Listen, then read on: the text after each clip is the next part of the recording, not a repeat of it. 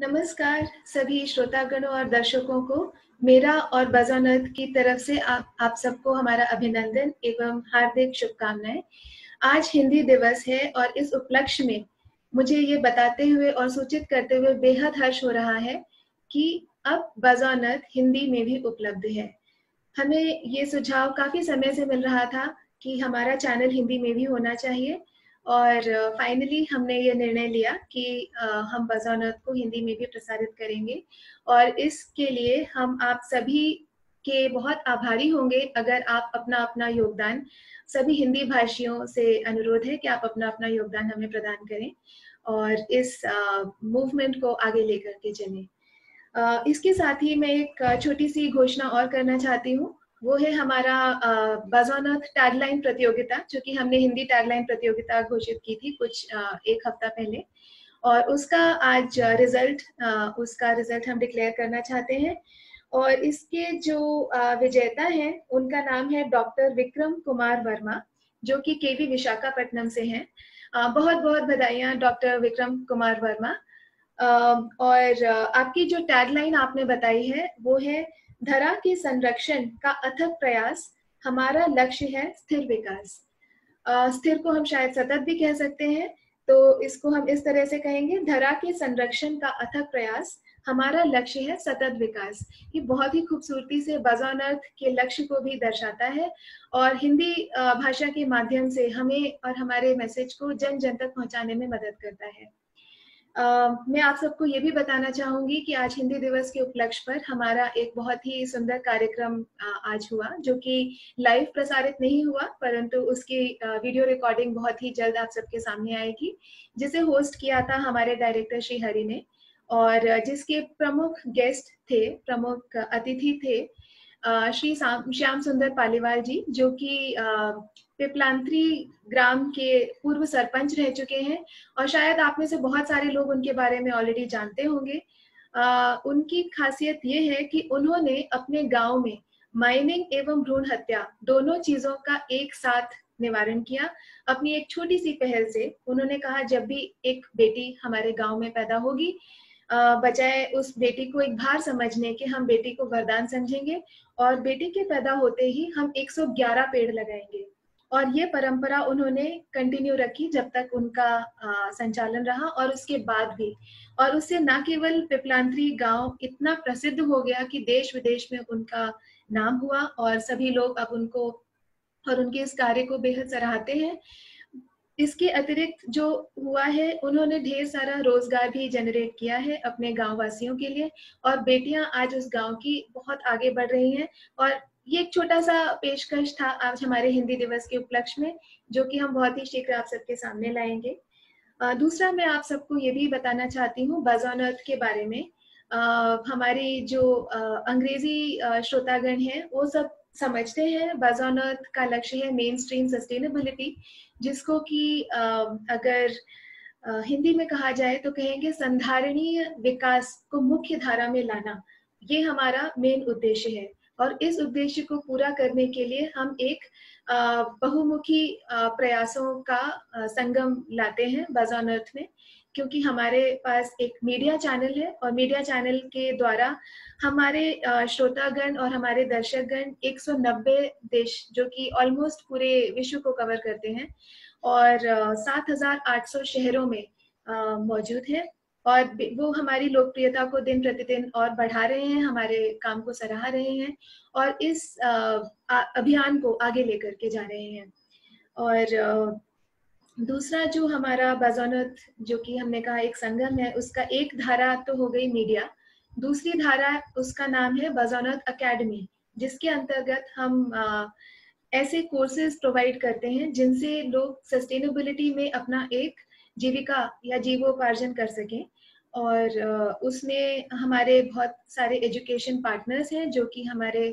Academy programmes को आगे लेकर के जाते हैं और उस शिक्षण के माध्यम से हम सतत विकास को जन जन तक पहुंचाने का प्रयास कर रहे हैं। तीसरा हमारी धारा है, उसका नाम है मिशन प्रकृति, जो कि बेहद मेरे हृदय के करीब है कम से कम, और वो उसका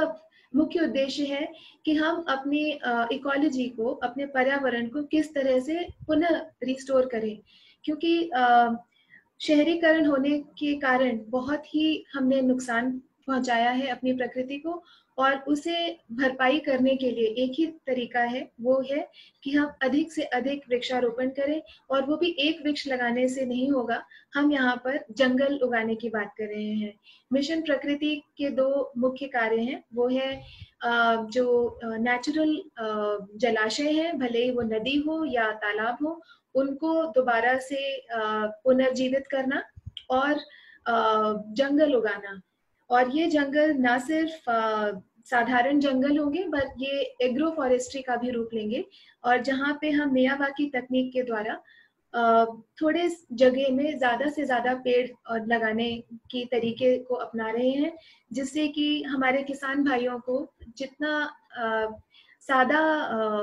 कृषि में जितना उत्पाद उन्हें मिलता है, उससे 4 या 5 गुना ज्यादा उत्पाद प्राप्त होगा, और उससे उन्हें एक जीविका का भी साधन प्राप्त होगा। और हमारे पर्यावरण के तो बेनिफिट्स, पर्यावरण के तो जितने भी फायदे हैं वो तो अनगिनत हैं। फिर भी मैं आपको बताना चाहूंगी, क्योंकि जितना थोड़ा बहुत मैंने सीखा है मैं आपसे भी साझा करना चाहती हूँ। तो प्रकृति मिशन के द्वारा पर्यावरण को क्या फायदे होंगे? पहला फायदा ये कि हमारी जो कार्बन सीक्वेस्ट्रेशन होती है, कार्बन जो कि हम भिन्न भिन्न कार्यों के द्वारा जो पर्यावरण में कार्बन इकट्ठा होता है, उसको पेड़ पौधे एब्जॉर्ब करते हैं, और जंगल उसको और ज्यादा एब्जॉर्ब करते हैं। उस क्रिया को सीक्वेस्ट्रेशन कहा जाता है। और मिशन प्रकृति के द्वारा हम 15 से 20 किलो कार्बन प्रति स्क्वायर मीटर पे सीक्वेस्टर कर सकते हैं, क्योंकि ये इतना घना जंगल बनकर तैयार होता है, जिसमें हमारी मुख्य घास वेटेवर का मेन कार्य है और मेन योगदान है। और दूसरा है कि हम मिट्टी को बेहद उपजाऊ बना देते हैं, क्योंकि हम जिस तरह के पौधे और जिस तरह के पेड़ लगा रहे हैं, उनका आपस में वो एक दूसरे का ध्यान रखते हैं। जिस तरह जंगल में चीजें उगती हैं, उसी तरह यहाँ पर मिशन प्रकृति के जंगल में हमारे एक दूसरे का ध्यान रखते हुए पेड़ बड़े होते हैं। और जो नाइट्रोजन फिक्सेशन है, नाइट्रोजन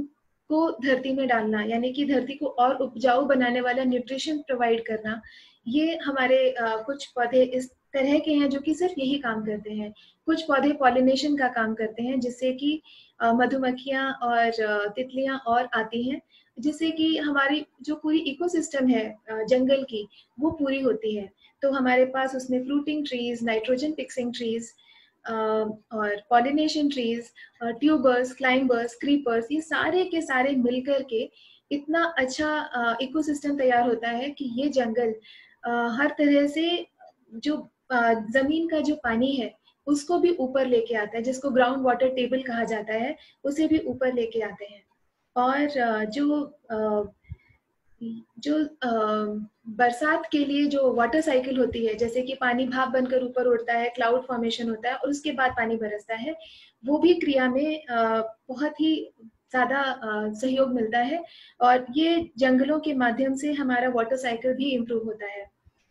तो और इसके अतिरिक्त हवा तो शुद्ध होती ही है, और आपको पता है पेड़ पौधों के दूसरे जो फायदे हैं, छाया मिलती है, बहुत सारे उत्पाद मिलते हैं, और जो इस जंगल में उगने वाली चीजें हैं वो ऑर्गेनिक से भी ज्यादा बेहतर हैं। और यदि आप चाहें तो बाज़ ऑन अर्थ में एक प्रकृति करके एक शॉप है हमारी, जहाँ पर आप इन जंगलों में पैदा हुए उत्पादों को देख सकते हैं और खरीद भी सकते हैं। और वो उत्पाद आपके ऑर्गेनिक प्रोडक्ट से कहीं ज्यादा अच्छे हैं, क्योंकि वो डायरेक्टली फूड फॉरेस्ट यानी कि खाद्य जंगल में उगाए गए हैं। और वहाँ ना तो कोई टिलिंग हुई है, यानी कि ना तो वहाँ कभी हल चला है, ना उसमें कोई मेन्योर पड़ी है, कोई उसमें फर्टिलाइजर नहीं पड़ा है, कोई खाद नहीं पड़ी है, कोई पेस्टिसाइड नहीं पड़ा है, कोई कीटनाशक नहीं पड़ा है। तो हर तरह से वो बिल्कुल प्योर और बिल्कुल जिस तरह प्रकृति में चीजें उगती हैं उसी तरह उगाए हुए वो उत्पाद है। और उससे आप, ये हमारे पास ढेरों ऐसे टेस्टिमोनियल्स हैं जिसमें हमारे जो एक्सपर्ट्स हैं, मिस्टर पतंजलि झा और मिस्टर देव अरविंद चतुर्वेदी, जो कि major general of Territorial Army रह चुके हैं और अभी वो हमारी इस मिशन प्रकृति को स्टीयर कर रहे हैं। ये दोनों, इनका जो भी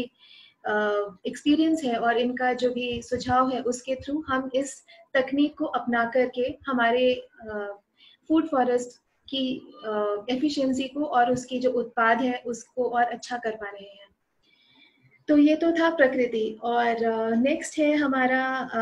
इंडिया MUN, जो कि इंडिया मॉडल यूनाइटेड नेशंस। आप सभी यूनाइटेड नेशंस को जानते हैं, और यूनाइटेड नेशंस का जो India model United Nations part है, वो हम बज़ ऑन अर्थ के क्षेत्र में उसको शुरू कर रहे हैं, जो कि पूरी तरह से विद्यार्थियों द्वारा संचालित एक्टिविटी होती है, जिसमें विद्यार्थी और हमारा मेन फोकस होगा सस्टेनेबल डेवलपमेंट गोल्स, यानी कि संधारणीय विकास के जो लक्ष्य हैं, हम उनको अपने विद्यार्थियों द्वारा आगे लेकर के जाएंगे, जहां विद्यार्थी एक दूसरे से डिस्कस करेंगे और वो एक तरीके से, जैसा मॉडल का मतलब ही यही है कि वो एक नकली यूनाइटेड नेशंस का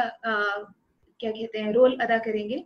और जिस तरह से भिन्न भिन्न देश अपनी अपनी भूमिका निभा रहे हैं, जिस तरह से भिन्न भिन्न मिनिस्ट्रियां अपनी भूमिका निभा रही हैं, इसी तरह स्कूल और कॉलेज आपस में अपने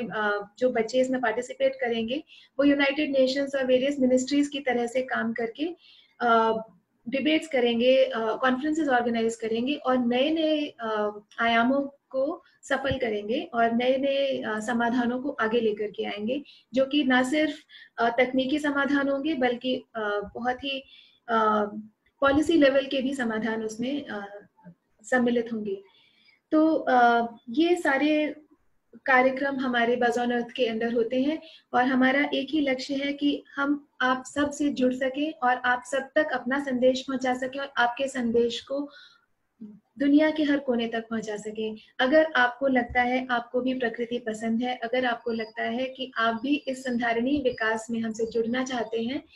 तो मेरा ये आपसे हाथ जोड़कर आह्वान है कि आप हमारे साथ जुड़ें, हमारी संस्था के